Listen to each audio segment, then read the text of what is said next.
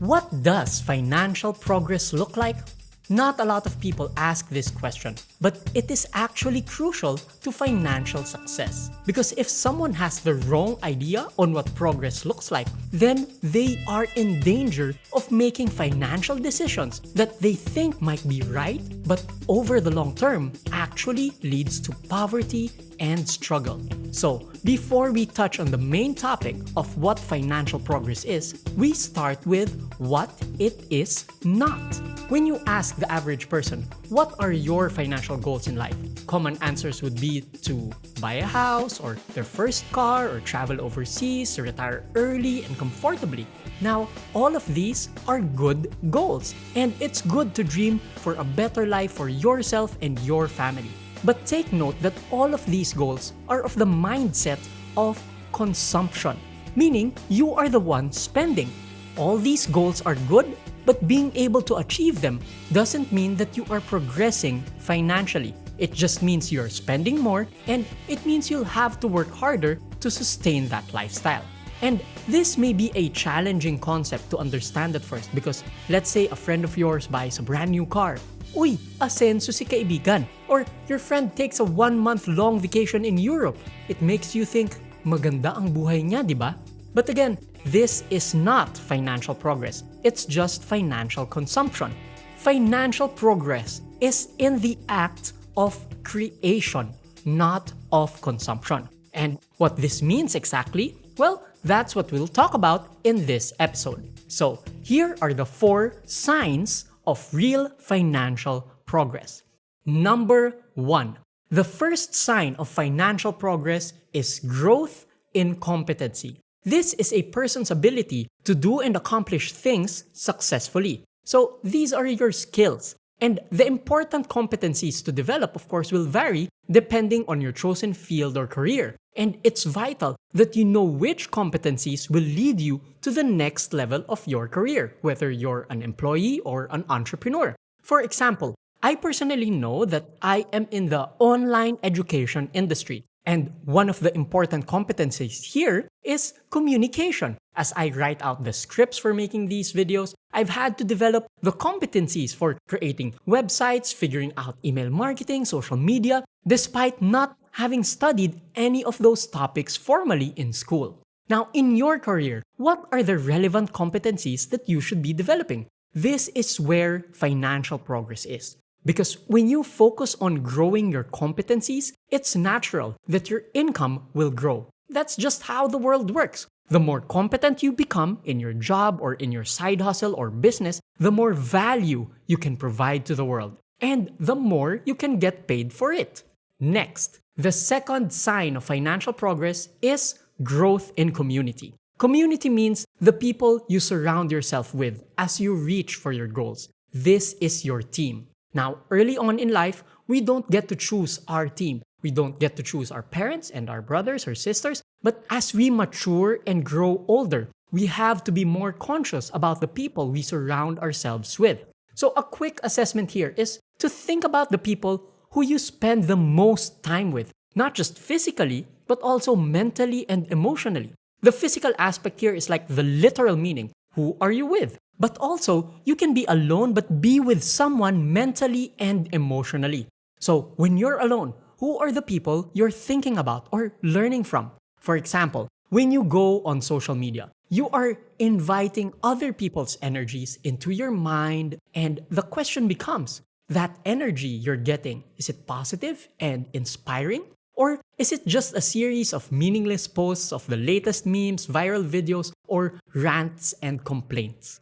Now, as you watch this, you may be realizing that there is a lack of positive and inspiring people in your life. And if that's you, and you want financial progress, your job now becomes to be a more positive person and seek out others that will inspire you. And that can mean reaching out to a work mentor, or attending seminars and live events, or joining masterminds or communities. They can be physical live meetups like the Toastmasters or Rotary clubs, or they can even be online communities. Now, as I say these words, I know that some of the introverts watching this video are cringing. If you're an introvert, don't worry. I understand the fear and terror that comes up with just the idea of meeting new people and having to introduce yourself. Yikes! But isn't it true that in order to achieve our big goals, our personalities and fears and doubts, they have to become irrelevant? I mean, the fears are still going to be there. You're going to have some awkward conversations connecting with new people. But it's okay for that to happen because in your mind, your big goals are much, much more important than being introverted. Your big goals have become much more important than your personality. And that's the second sign of financial progress, growth in community. Next, number 3, growth in compounding. In finance, compounding means the interest earned from the interest. So what that means is simply you're able to make your money, earn more money, and that money earns more money. This aspect of financial progress is actually the opposite of what people think progress is like. Because most people out there earn money, and yes, their income grows, but all they do with that income is to spend and spend and spend it. It goes to airline tickets, credit card payments, and other lifestyle expenses. The money is never given a chance to earn. It's never compounding. So, an important question to ask here is, if you were given 100,000 pesos, how much can you grow it in the next year? Well, many spenders would actually just lose everything and maybe even in debt. And that's negative compounding. An example of this is, say, a manager being given a car benefit because of a promotion, where the company will pay up to 800,000 pesos for a car, or just get a cash payout but for a lesser amount. But the car that the manager wants is worth 1.1 million. So what they do is that they end up borrowing money to buy the higher priced car kasi sayang naman yung opportunity. Imagine that. They call it an opportunity to spend. And again, I'm not against having the dreams of owning and buying your own car. But this is all about recognizing what financial progress really is. So this is an example of the habit of negative compounding, wherein when you gain money, you immediately spend more of it. Now, improving on from that example, the vast majority of people who don't spend recklessly are actually at zero compounding. This means they have money, but it's not growing. It's just in the bank, earning less than 1% per year. May withholding tax pa.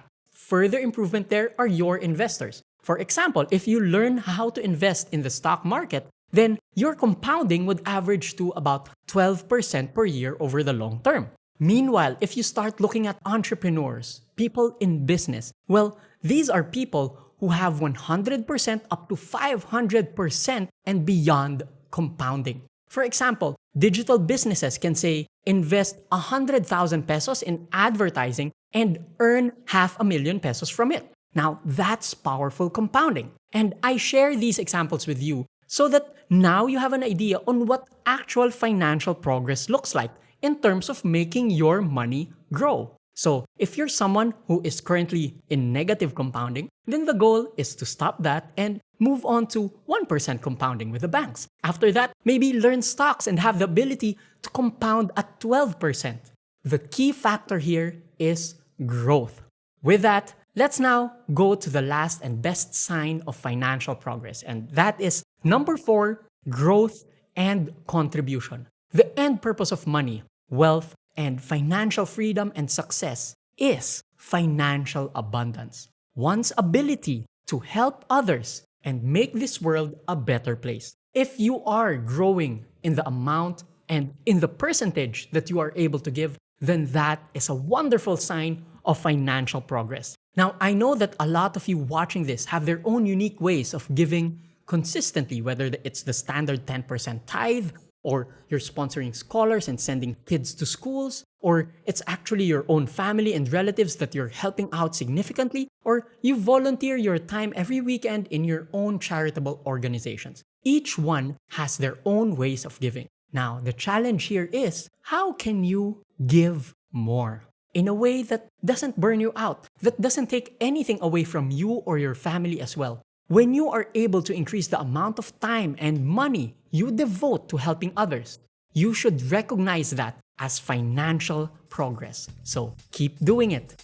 And that's it for our episode on what real financial progress looks like. Pay attention to these 4 areas: your competency, your community, your compounding, and your contribution. And not only will you have financial success, but you will have a life well lived. Hey there, J3 here. Did you enjoy this episode? If you did, well, there are 2 things you can do right now to continue your journey towards financial freedom and abundance. First is to subscribe here in the Pinoy Money Academy channel so that you'll get updates on our new episodes, so I can send you free training videos on everything and anything about money. Second, if you want more focused training on how to invest in the stock market, you can download our free report called the Stock Market Jumpstarter. It's where we answer the 35 most frequently asked questions by beginners about the stock market and more. This report is so easy to understand that even if you know nothing about stocks and investments, you'll understand this report clearly. It's certainly the fastest and easiest way to learn how to invest in stocks. You can download this report for free just by going to the following URL. It's pinoymoneyacademy.com/smj. Again, that's pinoymoneyacademy.com/smj. I look forward to seeing you in our next episode. Until then, always remember to work hard, work smart, and make your money work hard for you.